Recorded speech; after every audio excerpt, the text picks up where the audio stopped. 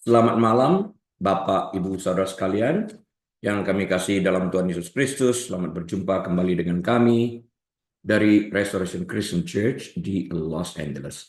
Saya Hari Lee, Gembala Sidang, dan hari ini adalah hari Tahun Baru Imlek, tanggal 29 Januari tahun 2025. Dan kita akan melanjutkan pembahasan pendalaman Alkitab kita dengan Injil Yohanes pasal yang ke-10, ayat yang ke-14. Mari kita awali dengan doa. Tuhan, kami terima kasih Engkau menuntun kami agar kami mengerti apa yang tertulis di dalam Alkitab. Singkapkan setiap rasa firman yang masih terselubung, mampukan kami mengerti dan bantu kami untuk menjadi pelaku yang proaktif dan aktif, yang saat kami lakukan memerdekakan kami. Terpuji Engkau dan kami menerima kebenaran firman-Mu dengan hati penuh dengan ucapan syukur dan terima kasih di dalam nama Tuhan kami, Yesus Kristus. Haleluya. Amin. Baik, Bapak Ibu Saudara sekalian, mari kita buka Alkitab kita kepada Injil Yohanes pasal yang ke-10 ayat yang ke-14. Yohanes 10 ayat yang ke-14. Saya bacakan untuk kita sekalian.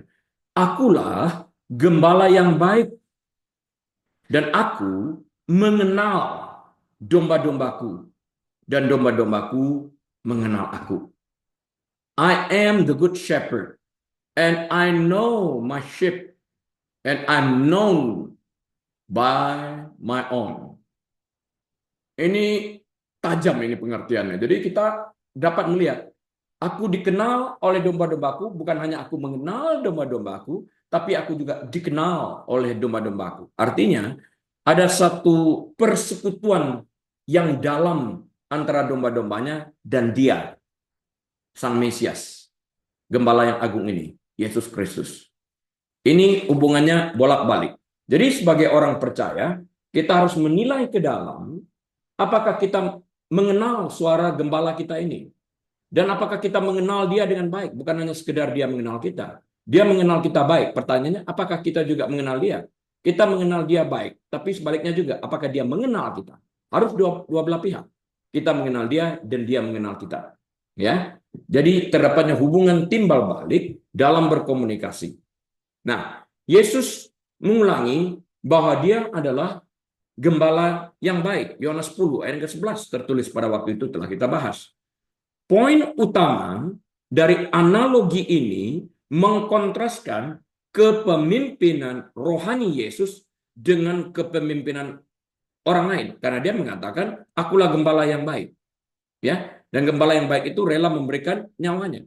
Ini kontras dengan gembala-gembala palsu kan yang lari pada waktu bahaya datang. Nah, Yesus secara khusus mengkritik dalam hal ini para pemimpin agama yang munafik dan mementingkan diri sendiri yang telah mengkhianati Israel di masa lalu. Dapat dilihat di dalam Yehezkiel pasal yang ke-34 sebagai referensinya. Yehezkiel 34 sebagai referensi. Nah, mereka seperti perampok yang membuat kekacauan untuk mendapatkan keuntungan dari para domba. Yohanes 10 ayat ke-10. Dalam kasus lain, mereka seperti karyawan yang mengabaikan tugas mereka ketika menghadapi resiko pribadi. Mereka hanya peduli pada domba ketika pada saat itu nyaman dan menyenangkan. Kalau pada waktu mara bahaya datang, mereka akan lari, meninggalkan para domba tersebut. Jadi mereka adalah orang upahan yang peduli terhadap gaji, yang peduli terhadap upah, dan tidak peduli terhadap keselamatan daripada para domba yang mereka take care. Ini salah ini. Ya. Yesus juga mengulangi poin yang dibuat dalam analogi pertamanya yang terkait dengan penggembalaan. Itu tertulis dalam Yohanes 10 ayat 1 sampai 6. Ya. Gembala zaman dahulu menghabiskan banyak waktu dengan kawanan mereka. Harus bergaul supaya kawanan ini tetap mengenal mereka sebagai gembala.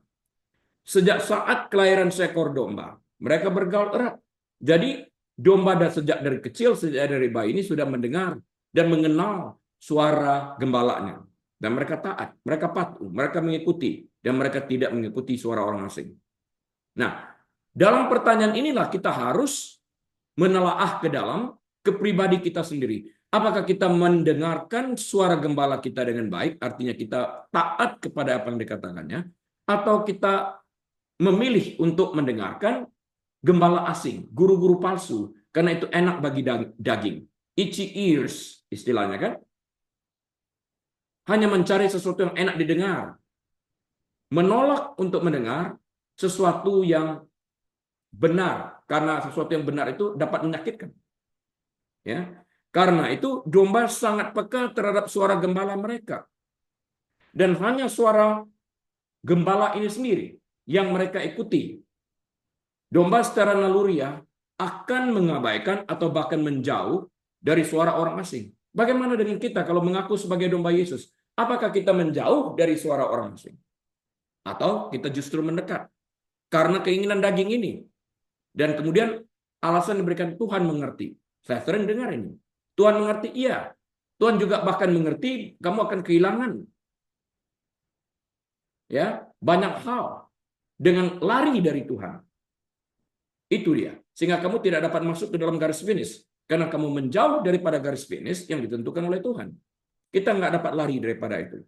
Sebaliknya, domba-domba Yesus mengenal suaranya dan menanggapinya, artinya mengikuti perintah daripada suara itu, pesan daripada suara itu. Ya, dia memanggil domba-dombanya dengan sebutan nama, pribadi lepas pribadi. Dan sebagai gembala yang baik, ia mengetahui setiap detail tentang domba-domba ini yang ia sangat cintai. Dia tahu keberadaan kita secara detail. Karena itu Alkitab berkata, sebelum kita membuka mulut untuk meminta sesuatu, dia tahu. Sehingga ada orang bertanya, kalau dia memang tahu, kenapa kita harus berdoa lagi? Disinilah letak persekutuan itu sendiri dengan sang gembala. Sekalipun ia mengerti kebutuhan kita, kita berbicara dengan dia. Mengajukan permohonan kita, inilah kerendahan hati itu sendiri. Dan tidak ada kesombongan di sana. Kita datang dalam segala kerendahan hati kepada dia yang mengetahui kebutuhan kita ini dan mengajukan permohonan itu kepada dia. Dan melalui dia disampaikan kepada Bapa. Apapun yang kau minta dalam namaku akan kuberikan, katanya kan. Ini domba, ini kita domba dan dia gembala. Itu penting. Nah, Yohanes 10 ayat 15 berbunyi sebagai berikut. Sama seperti Bapa. Dengarkan kalimatnya. Sama seperti Bapa mengenal aku dan aku mengenal Bapa dan aku memberikan nyawaku bagi domba-dombaku. As the Father knows me, even so I know the Father, and I lay down my life for the sheep. I lay down my life for the sheep. Aku memberikan nyawaku bagi domba-dombaku. Ya, ini adalah analogi ketiga yang Yesus gunakan dalam pembahasan ini yang bergantung pada konsep penggembalaan, hubungan antara gembala dan domba, di mana gembala yang sejati, gembala agung, gembala yang baik ini rela memberikan nyawanya bagi para domba-dombanya. Gembala bayaran tidak, ya. Mereka guru palsu yang tertarik hanya pada uang. Dalam hal ini, Yesus membandingkan kepemimpinan rohaninya dengan kepemimpinan guru-guru palsu, termasuk para pengkritik agama yang munafik di zamannya sendiri. Nah, Yesus sebelumnya mengidentifikasikan dirinya sebagai gembala yang baik dengan mengatakan bahwa ia bersedia mati demi kawanan dombanya. Jelas dia gembala yang baik. Gembala yang baik itu rela mati demi kawanan dombanya. Itu ukuran baik sampai menyerahkan nyawa. Ya, Yohanes 10 ayat 11. Ini adalah pendekatan yang sangat-sangat berbeda dari seorang pekerja upahan pada umumnya, yang cenderung lari ketika ada bahaya. Secara rohani, Yesus adalah contoh utama seorang gembala yang bersedia mengorbankan dirinya demi keselamatan dan kesehatan kawanan domba yang dirawatnya, yang dipeliharanya, yang berada di bawah naungannya. Dia bertanggung jawab atas keselamatan semua domba-domba ini, yang tadi dikatakan dia mengenal domba-domba ini secara detail karena ia bergaul. Ya, dan domba-domba mengenal suaranya dan mereka aman berada di dalam hadiratnya. Di dalam hadiratnya. Mereka aman. Karena itu mereka menjauhkan diri dari setiap suara asing. Itu dia. Walaupun sesama gembala dan sesama gembala itu mempunyai domba mereka masing-masing. Dan domba mereka masing-masing turut terhadap perintah daripada suara gembala mereka masing-masing. Domba-domba ini mengikuti suara gembala mereka masing-masing. Ya. Dalam ayat sebelumnya, Yesus menggemakan poin pentingnya yang dibuat dalam analogi pertamanya. Yohanes 10 ayat 1-6 berkata seperti itu. Nah, di sana Yesus merujuk pada cara domba secara naluriah belajar mengenali suara gembala mereka sendiri. Ini mencerminkan hubungan yang dekat. Ya kan? Bayi dari kecil mengenal suara orang tuanya, suara mamanya, suara papanya. Ya. Dia tahu persis itu, bahkan bunyi suara langkah orang tuanya dia tahu. Kita harus seperti itu juga. Ya, mencerminkan hubungan yang dekat dan penuh pengertian. Ya, penuh pengertian dan pribadi yang dimiliki seorang yang gembala yang baik dengan domba-dombanya. Kita mengerti dengan baik pribadi gembala kita itu yang ada, yang hadir bukan untuk mencelakakan kita, tapi justru untuk melindungi kita agar kita dapat terawat dengan baik dan sehat, gemuk. Nah, sekarang Yesus membandingkan kedekatan dan keintiman itu dengan hubungan antara Allah Anak dan Allah Bapa. Hal ini menggemakan pernyataan lain dalam Perjanjian Baru yang menyiratkan bahwa keselamatan melalui Yesus Kristus membawa kita ke dalam hubungan keluarga yang intim dengan Allah Bapa itu sendiri. Karena dia mengatakan aku dan Bapa itu satu. Dan dia mengatakan aku mengenal Bapa, Bapa mengenal aku. Sebagaimana aku mengenal Bapa, aku juga dikenal oleh Bapa. Hubungan itu terlalu intim. Dan di dalam dia kita terhubung dengan Allah karena dosa kita ini, kekejian kita ini, kejahatan kita ini dihapuskan oleh pengorbanannya di kayu salib melalui darah yang ditumpahkannya. Sehingga kita terhubung dengan Bapa itu sendiri melalui Yesus Kristus.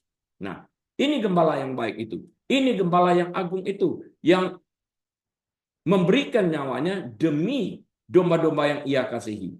Ingat sekali lagi, guru palsu, nabi palsu, orang pahan tidak akan melakukan hal ini. Nah, Yohanes 10 ayat yang ke-16.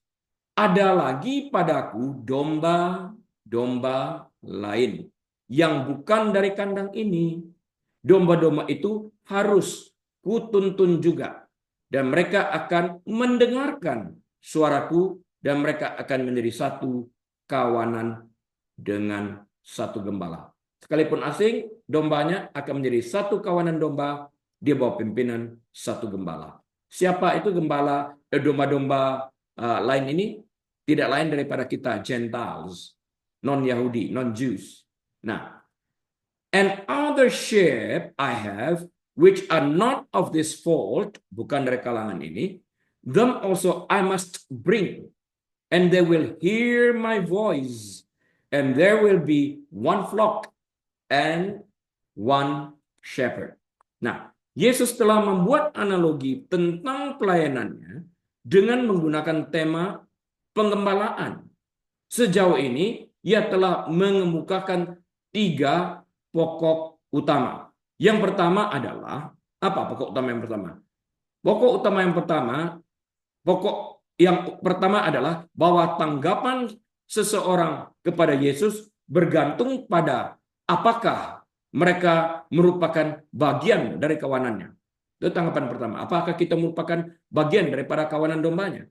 Yohanes 10 ayat 1-6 tadi. Nah, yang kedua menjelaskan bahwa Yesus adalah satu-satunya sarana yang dengannya umat manusia dimaksudkan untuk menemukan keselamatan. Di dalam Yesus, Sang Gembala Agung ini. Yohanes 10 ayat 7-9. Dan yang ketiga, Yesus menyatakan dirinya sebagai gembala yang baik untuk membandingkan pengorbanan dirinya dari perlindungannya dengan mereka yang menganiaya atau meninggalkan mereka yang mereka akui sebagai pemimpin. Jadi di sini kalau dia mengatakan gembala yang baik, tandingannya apa? Maka dia dapat mengatakan aku gembala yang baik. Tandingannya adalah waktu dia menunjukkan gembala-gembala lain. Gembala-gembala palsu ini, ya, yang mengaku sebagai pemimpin daripada domba-domba ini, namun menyesatkan mereka dan meninggalkan mereka pada saat kesusahan. Ini salah. Dalam ayat-ayat sebelumnya, Yesus mencatat bagaimana domba secara alami mengenali suara gembala mereka sendiri, dan bahwa hubungan intimnya dengan kawanan rohaninya mencerminkan hubungan antara dirinya dengan Allah Bapa. Ya, itu penting. Di sini Yesus membuat komentar yang mungkin akan menyinggung setiap pendengar Yahudi yang memahaminya. Yesus telah mengklaim sebagai pintu, yang berarti bahwa hanya dialah yang menjadi jalan bagi orang-orang untuk berdamai dengan Allah. Dia satu-satunya pintu untuk masuk ke dalam kerajaan Allah. Nggak ada yang lain. One way. Beberapa orang adalah bagian dari kawanannya dan beberapa tidak. Orang-orang Yahudi merasa sangat nyaman dengan gagasan bahwa Allah lebih menyukai kelompok tertentu. Identitas nasional mereka adalah sebagai umat pilihan Allah.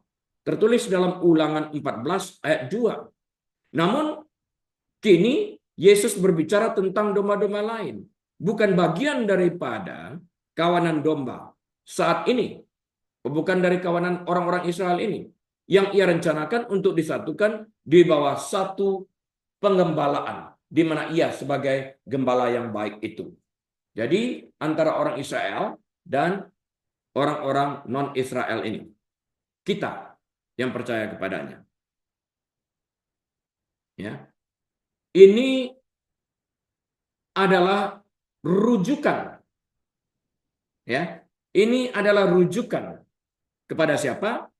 Rujukan kepada orang-orang bukan Yahudi.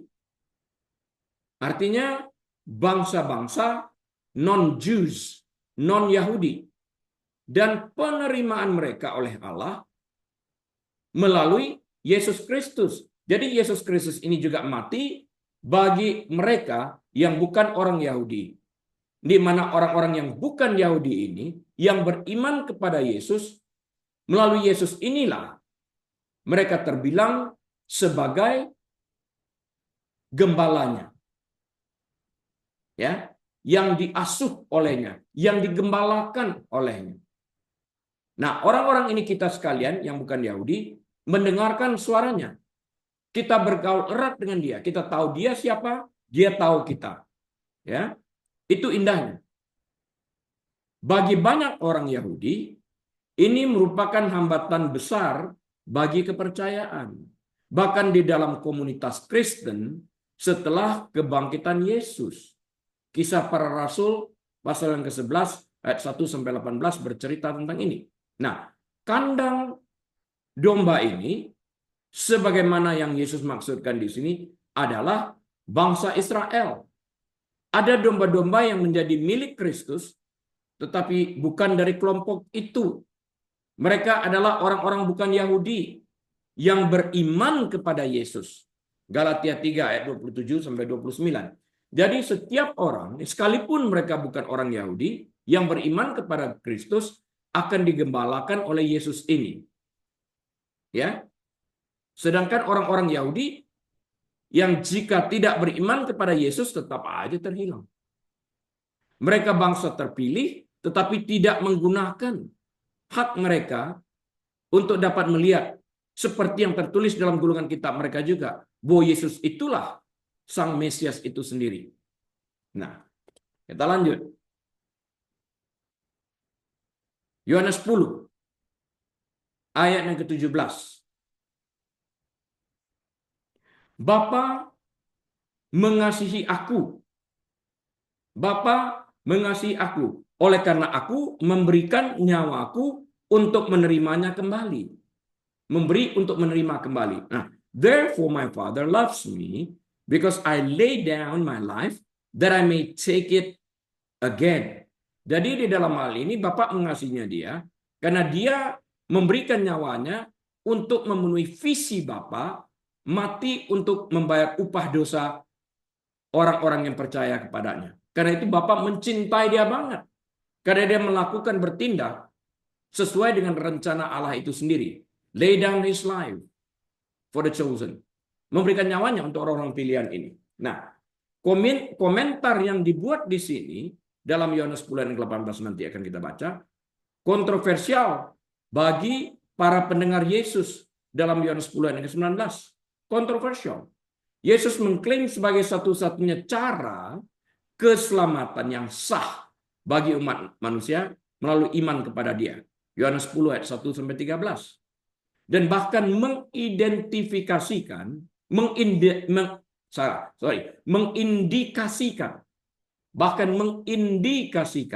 bahwa ia akan membawa domba-domba lain, yang berarti orang-orang bukan Yahudi akan diikut sertakan masuk ke dalam kandang itu sehingga dapat digembalakan oleh satu orang gembala yang baik ini, yaitu Yesus Kristus.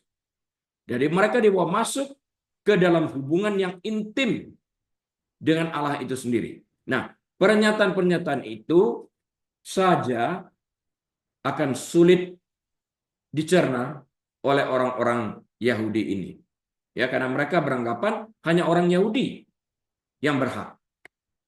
Allah memiliki rencana lain. Di sini Yesus kembali merujuk pada kematiannya yang akan segera terjadi. Ini adalah poin yang bahkan diperdebatkan oleh para muridnya. Seperti yang tertulis dalam Markus 8 ayat 31 sampai 33. Markus 8 ayat 31 sampai 33. Yesus telah menyiratkan bahwa ia bersedia mati demi domba-dombanya. Ya, demi domba-domba rohaninya ini. Pilihan. Dia memilih untuk mati karena dia melihat value di dalam kematian itu untuk membebaskan orang dari hukuman api neraka. Membebaskan orang dari hukuman akibat dosa mereka. Karena upah dosa adalah maut. Ya, di dalam hal ini. Nah, pernyataannya lebih jauh lagi. Allah Bapa memiliki kasih sayang yang khusus kepada Yesus, khususnya karena ia menyerahkan nyawanya demi orang-orang ini. Aku gembala yang baik, katanya. Gembala yang baik memberikan nyawanya bagi domba-dombanya ini. Hal ini digaungkan maksud saya. Hal ini digaungkan, didengungkan dalam kitab suci perjanjian baru lainnya. Efesus pasal yang pertama ayat 19 sampai 21 misalnya. Efesus 1 ayat 19 sampai 21. Lagi, Filipi 2 ayat 8 dan 9 serta Ibrani 2 ayat yang ke-9. Nah, dalam ayat berikutnya Yesaya akan menegaskan kembali bahwa ini bukan masalah teori, bukan teori, sekedar teori, bukan. Ini kenyataan, ini realitas. Ia akan benar-benar mati bagi kita. Akan tetapi Yesus juga menubuatkan bahwa ia akan bangkit dari kematian itu berdasarkan wewenang yang diberikan Allah Bapa kepadanya. Dia memberikan nyawanya dan dapat mengambil kembali nyawa itu. Di sini kita lihat keilahiannya atas penentuannya. Ya. Maka tidak mengherankan jika banyak orang yang mendengarkan perkataan Yesus menganggapnya sebagai orang gila yang ngoceh aja. Nggak ada kan terdengar di dunia orang, ya aku hari ini menyerahkan nyawaku. Seperti dia katakan, Father, unto your hand I commit my spirit. Bapa, ke dalam tanganmu aku serahkan nyawaku. Itu kan atas perintah dia. Ya, orang menganggapnya gila. Nah, ia mengaku sebagai satu-satunya contoh gembala yang baik. Nggak ada yang lain. Dengan kemurahan hati khusus dari Allah.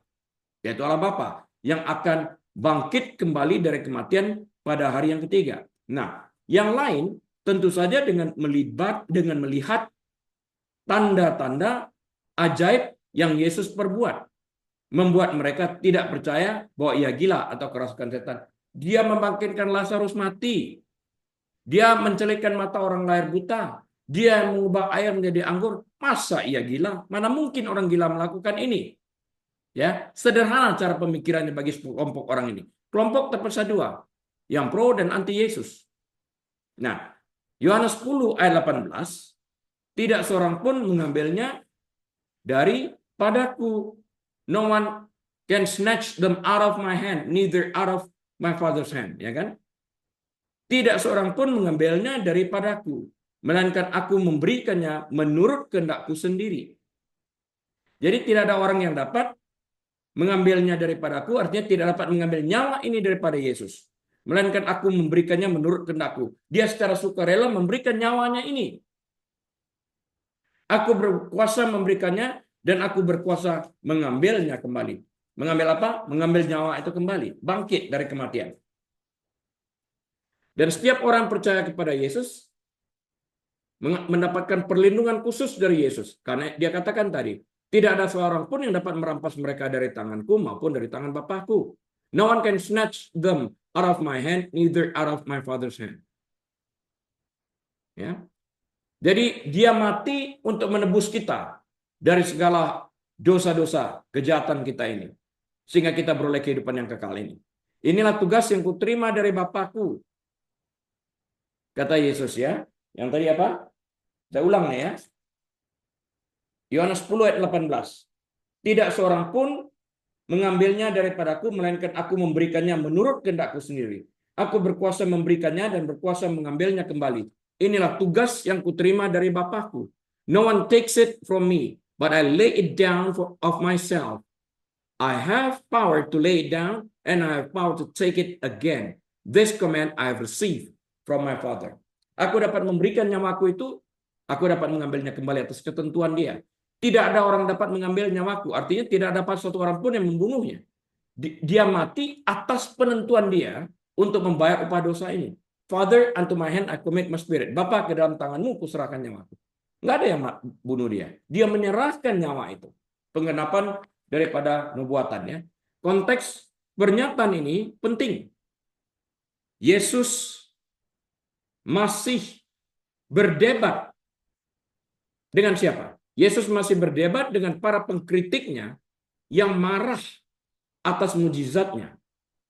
Yang baru-baru ini, yaitu tentang menyembuhkan mata orang yang lahir buta. Ya, Yohanes 9. Nah, di sana Yesus mencelikkan mata seorang pria yang buta sejak lahir, yang memicu perdebatan yang tidak berakhir dengan baik bagi para pemimpin agama setempat. Karena jika mereka mengakui, dengan perkataan lain, mereka mengakui Yesus itu Mesias. Karena mencelikkan mata orang yang lahir buta ini hanya diberikan kepada Sang Mesias. Dalam kitab Yesaya itu mereka tahu tentang hal ini. Jadi jika mereka mengakui mujizat ini benar, bahwa orang lahir buta disembuhkan, maka Yesus itu adalah Mesias. I'm the light of the world, akulah terang dunia. Dia mencelikkan mata orang lahir buta yang belum pernah melihat terang. Dia juga mencelikkan mata rohani orang buta yang diam di dalam dosa dan kejahatan. Itu artinya dia Mesias. Sekarang, Yesus terus menjelaskan perannya sebagai gembala yang baik. Yohanes 10 ayat 11 dan ayat 14. Itu termasuk kesediaannya untuk mati demi domba-dombanya. Kalau dia mengatakan dia gembala yang baik tapi tidak bersedia untuk mati domba-dombanya, maka dia bukan gembala yang baik. Kasih yang berkorban itulah yang menjadi alasan mengapa Yesus mendapatkan perkenanan khusus dari Allah Bapa. Mungkin saja mereka yang mendengarkan menganggap pernyataan Yesus sebelumnya hanyalah asumsi. Dia bersasumsi aja. Ya kan? Itu pikiran orang. Dengan kata lain, bahwa Yesus bersedia, tekankan kata-katanya, bersedia untuk mati bagi domba-dombanya, artinya memilih, rela. Ya, bukan bahwa dia akan mati, tapi dia bersedia mati. Kalau akan mati ya suatu saat mati, dia orang pikir. Tapi bersedia mati, bersedia berkorban, bersedia memberikan nyawanya. Pada saatnya merupakan topik yang sulit untuk mereka terima. Perkataan bersedia berarti pilihan yang Yesus ambil dalam kesadaran penuh. Karena ia secara sadar melihat nilai di dalam kematiannya bagi domba-dombanya tersebut. Bahwa di dalam kematiannya domba-domba tersebut diselamatkan. Upah dosa mereka ditebus melalui darah yang dicurahkan. Pembicaraan tentang kematian Kristus adalah sesuatu yang seringkali sulit diterima oleh para pengikut terdekat Yesus sekalipun. Markus pasal yang ke-8 ayat 31 sampai 33. Markus pasal yang ke-8 ayat 31 sampai 33. Saat melanjutkan, Yesus menjelaskan dengan jelas bahwa perannya sebagai gembala yang baik dan pintu tidak hanya mencakup kematian yang sebenarnya, tetapi juga kebangkitan. Dia sebagai gembala yang baik, sebagai pintu itu bukan hanya bercerita tentang kematiannya secara sukarela, tapi juga kebangkitannya atas penentuannya. Ya. Kematian itu sepenuhnya sukarela. Itu bukan sesuatu yang Yesus lakukan dengan paksa. Matius 26 ayat 53. Ia melihat nilai yang sangat besar dalam kematiannya, yaitu nilai untuk memenangkan jiwa-jiwa agar tidak terhilang dalam kekekalan api neraka melalui karya penebusan dalam kematian dan kebangkitannya.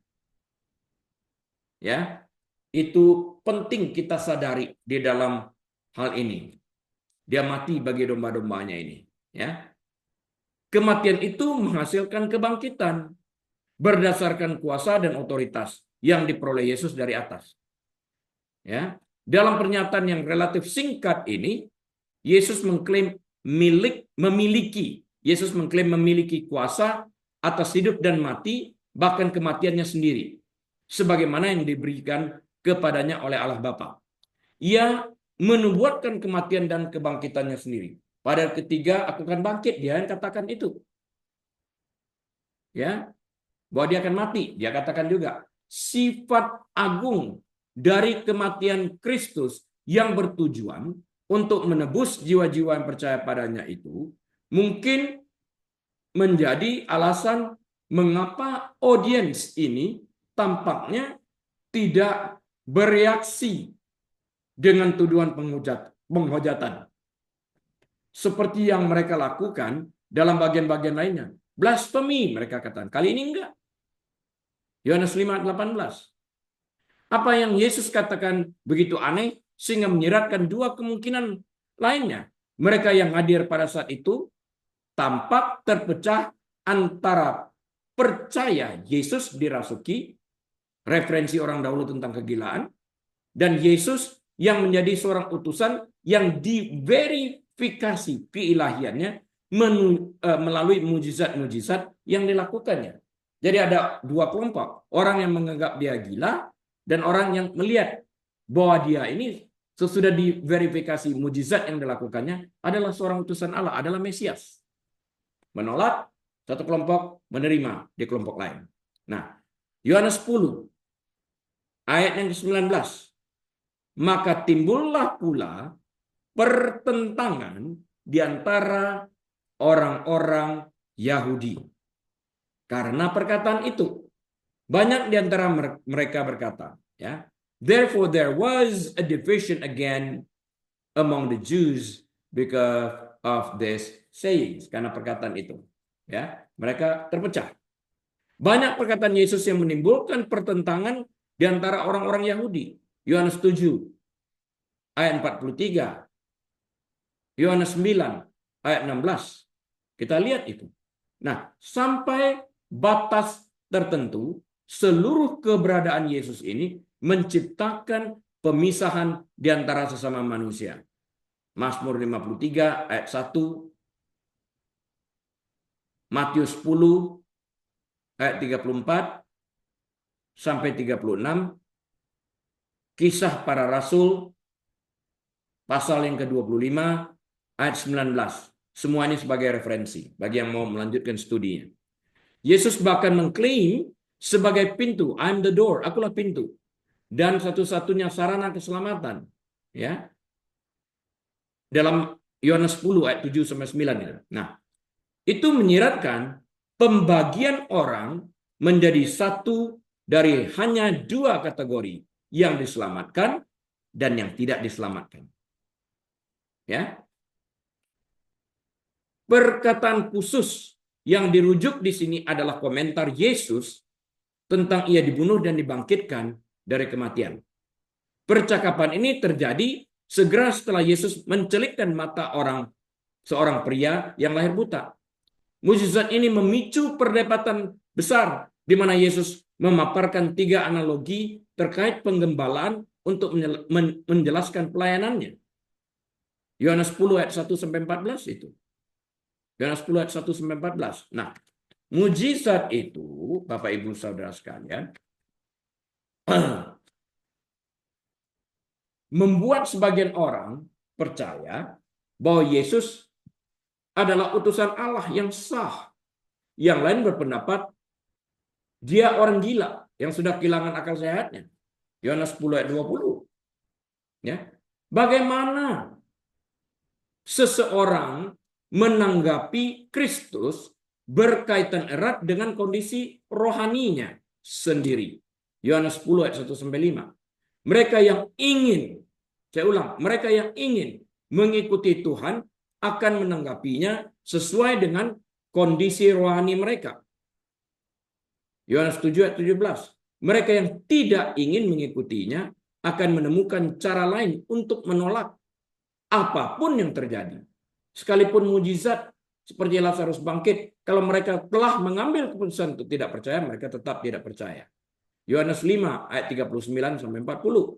Nah, mujizat dan ajaran yang benar seharusnya menuntun orang-orang banyak ini untuk menerima Yesus sebagai Tuhan dan Juru Selamat mereka, karena mereka lihat dengan mata kepala mereka sendiri.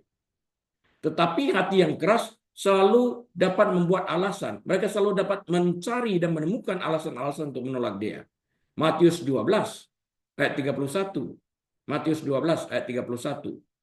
Lukas 11 ayat 15. Lukas 11 ayat 15 sebagai referensi ya. Bagian ini tidak mengatakan bagaimana sisa perjumpaan ini berlangsung. Ayat-ayat berikutnya hanya menunjukkan 2 pandangan utama dari orang banyak. Setelah itu, narasi akan bergerak maju beberapa bulan ke depan, meninggalkan yang ini. Dan kita akan membahas hal-hal yang lain juga nanti. Ya. Yohanes 10, ayat yang ke-20. Yohanes 10, ayat 20. Ia kerasukan setan dan gila. Mengapa kamu mendengarkan dia? And many of them said, he has a demon and he is mad. Gila. Why do you listen to him? Kan nggak perlu dengar. Orang gila kok. Itu tanggapan mereka. Ajaran-ajaran umum Yesus seringkali kontroversial. Barang siapa mempertahankan nyawanya akan kehilangan nyawanya. Barang siapa kehilangan nyawanya akan mendapatkannya. Ini kan kontroversial. Membingungkan orang. Ya. Jadi ajaran-ajaran umum Yesus seringkali menimbulkan kontroversial. Sampai-sampai menimbulkan pertengkaran di antara para pendengarnya. Yang terakhir, Yesus telah mencelikkan mata orang yang buta sejak lahir. Hal itu memicu konfrontasi dengan para pemimpin agama setempat yang berlanjut hingga ke bab ini, di bab yang ke-10 ini. Ya, memicu konfrontasi jadinya. Jadi kalau kita melihat mujizat yang disebut Yohanes sebagai tanda, kita harus mengartikan tanda itu sendiri. I'm the light of the world, sebelumnya dia katakan, akulah terang dunia, dan kemudian dia mencelikkan mata orang yang lahir buta. Jadi inline dengan pernyataan itu. Kita lihat ini. Ya, jadi kita dengan mudah dapat mengerti setelah melihat mujizat yang dilakukannya, menempelkan arti yang sesungguhnya di sana, dan kita akan mengetahui dia siapa. Ya. Nah, jadi sekali lagi hal itu memicu konfrontasi dengan para pemimpin agama setempat yang berlanjut hingga pasal ini, pasal 10. Yesus telah menggunakan analogi penggembalaan untuk menjelaskan dirinya sebagai gembala yang baik ini. Yohanes 10 ayat 1 sampai 14. Termasuk gagasan bahwa ia bersedia mati demi kawanan dombanya, bukan hanya orang Israel, tapi juga non-Israel. Ia bersedia mati. Kalau dia tidak bersedia mati untuk orang non-Israel, kita nggak ditebus. Karena penebusan itu terjadi di dalam pengorbanan darahnya yang dicurahkannya di kayu salib itu. Nah, pernyataan yang benar-benar provokatif yang muncul ketika Yesus secara khusus mengklaim bahwa ia bersedia mati dan kemudian bangkit berkat otoritas khusus yang diberikan oleh Allah Bapa kepadanya. Ya. Jadi dia bukan hanya mati bagi orang Yahudi, tapi dia juga mati bagi orang non-Yahudi, bagi semua orang yang percaya kepadanya. Nah, bagi sebagian pendengar, klaim ini sangat aneh. Sehingga mereka menganggap Yesus gila. Ini bukan pertama kalinya orang-orang mengatakan bahwa ia sakit mental. Pada satu titik, keluarganya sendiri mencoba membawanya pulang karena mengira ia telah kehilangan akal sehatnya. Para pengkritiknya terkadang menuduhnya gila yang dianggap sebagai bentuk kerasukan setan pada masa itu dengan tujuan untuk mendiskreditkannya. Karena tadi dikatakan kalau orang gila nggak perlu diladenin karena kata-katanya tidak masuk akal. Tapi orang-orang lain dari kelompok lain melihat mana mungkin orang gila menyembuhkan mata orang yang lahir buta. Mana mungkin orang gila merubah air menjadi anggur. Mana mungkin orang gila membangkitkan orang mati. Lazarus, nggak mungkin. Jadi kalau kita pakai akal budi kita ini, memakai rasio kita akan melihat kebenaran itu. Tuhan memberikan itu kemampuan untuk melihat perbedaan yang telak ini. Bahwa dia sebagai perbuat gembala yang baik bukan hanya sekedar klaim. Dibuktikan dengan kematiannya bagi domba-dombanya ini. Yang orang lain tidak mengerti. Harusnya mengerti setelah ia bangkit. Tapi karena mereka bebal, ya tetap aja menolak untuk mengerti. Bukan karena mereka kurang pengetahuan, tapi dari hati mereka yang keras itu, mereka menolak untuk mengerti. Mereka menolak untuk menerima Yesus sebagai juru selamat. Nah, yang lain menunjuk pada mukjizat Yesus dan tanda-tanda lain yang menunjukkan bahwa ia mengatakan kebenaran. Yohanes 3 ayat 1-2 telah kita pelajari dulu tahun lalu. Tanda-tanda supranatural membuat orang sulit menerima gagasan bahwa Yesus adalah orang gila yang mengamuk. Yohanes 9 ayat 16. Ayat-ayat ini dalam Yohanes 10 ayat 21 hanya menunjukkan dua posisi utama orang banyak. Tidak ada penyelesaian yang diberikan. Setelah mencatat tanggapan dasar para hadirin, Injil Yohanes bergerak maju beberapa bulan kejadian yang berbeda. Kita lihat di sini. Dalam Yohanes 10 ayat 21. Yang lain berkata, itu bukan perkataan orang yang kerasukan setan. Dapatkah setan memelekkan mata orang buta? Keren ya. Others said, these are not the words of one who has a demon. Can a demon open the eyes of the blind? See? Sangat masuk akal. Keren kan pernyataannya. Pada zaman Yesus, kegilaan dianggap disebabkan oleh kerasukan setan. Kalau orang mengatakan ia kerasukan setan, sama dengan ia gila. Itu kepercayaan kebudayaan pada waktu itu. Entah memang selalu demikian atau tidak, begitulah persepsi budayanya pada waktu itu. Nah, ketika para pengkritik Yesus menuduhnya kerasukan setan, mereka mengatakan sesungguhnya ia gila. Ya, Yohanes 8 ayat 48 sampai 52. Ya. Jadi dengan mengatakan ia kerasukan setan sama juga dengan mengatakan ia gila. Jadi kalau orang gila, we don't need to pay attention, kita nggak perlu beri perhatian. Itu tujuan orang-orang ini. Tindakan Yesus di depan umum telah menyebabkan orang menganggapnya sakit mental, termasuk dari keluarganya sendiri. Markus 3 ayat 21. Dalam kasus ini, Yesus baru-baru ini mengklaim bahwa ia dapat memberikan nyawanya dengan sukarela alias mati dengan sukarela. Dan dapat mengambil kembali nyawanya dengan sukarela melalui kebangkitannya. Berkat otoritas khusus yang diberikan kepadanya oleh Allah Bapa. Yohanes 10 ayat 17 dan 18. Seperti yang telah diduga, hal itu menyebabkan kontroversi tajam di antara mereka yang mendengarkan. Tertulis dalam Yohanes 10 ayat yang ke-19. Nah, sebagian orang, Bapak Ibu Saudara sekalian, seperti para pengkritik sebelumnya mendengar klaim yang berlebihan itu dan menganggap Yesus tidak stabil jiwanya. Nah, gila. Tanggapan itu sebagian besar berakar pada penolakan mereka untuk percaya bahwa ia adalah Sang Mesias. Orang-orang seperti itu tidak dapat melihat, bahkan menutup mata rohani mereka untuk melihat kepenuhan Allah dalam Yesus. Ya, kepenuhan Allah di dalam Yesus. God in Jesus, the God man. Tertulis dalam Yohanes 10 ayat 1 sampai 6. Yohanes 7 ayat 17. Yohanes 5 ayat 39 dan ayat 40. Nah, mereka tidak terbuka untuk melihat mujizat-mujizat Yesus sebagai bukti-bukti bahwa dia adalah segala sesuatu yang dia katakan. Bahkan tentang Yesus juga tertulis dalam gulungan kitab mereka. Matius 12 ayat 31. Lukas 11 ayat 15. Ya. Sebaliknya, mujizat-mujizat itu adalah poin utama yang dirujuk oleh golongan utama lainnya di antara orang banyak. Jadi kita harus melihat mujizat itu sebagai message yang disampaikan Yesus. Mencelikkan mata orang yang buta sejak lahir. Akulah terang dunia itu bagi orang yang buta rohani. Disinilah orang Farisi tersinggung. Apakah engkau mengatakan kami juga buta? Lantas Yesus mengatakan, karena engkau mengatakan engkau tidak buta, maka tetaplah dosamu. Engkau tetap diam di dalam kebutaan rohani. Seperti yang lain sebelumnya, mereka dengan tepat melihat dan mengakui bahwa ini adalah tanda-tanda yang dimaksudkan untuk menunjukkan pekerjaan Allah terhadap berita yang Yesus sampaikan.